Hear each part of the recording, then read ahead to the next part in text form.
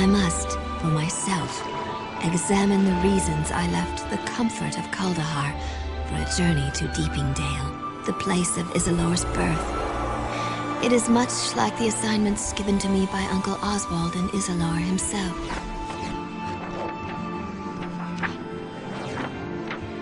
When Isilor left those lands near the Inner Sea for the spine of the world, he told his fellow Druids he would send a student to replace him. This, I told myself, was why I left. But now, as I sit by the warmth of a fire in Mirabar, I realize what Isilor must have already known. I remember the details vividly. It started many years ago. The year was 1310 Dale Reckoning, when scouts from Burn Shander, the largest of the 10 towns, first reported sighting goblin warbands. Within weeks, a river of goblins had flowed forth from the spine of the world, and above that wave of death sailed a banner bearing the monstrous heads of the Chimera.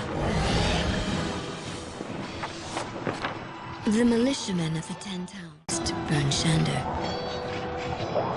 But Albrecht Dinsmore, the mayor of the town of Targos, urged the council to send a messenger south to the port cities of Laskan and Neverwinter.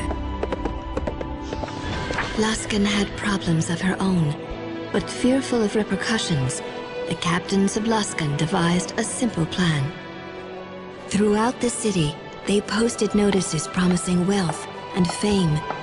With lean work in the northern port city, many mercenaries and thugs were lured to the ships that would take them even further north.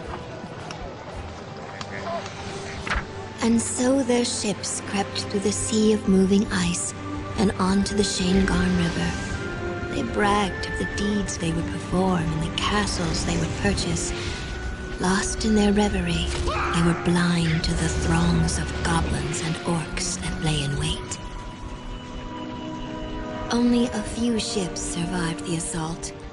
Those that continued up the river watched as the town of Bremen burned. One of the 10 towns had already fallen. Many wondered, as I often wonder, what difference only a few can make against so many, and in the midst of such terrible circumstances.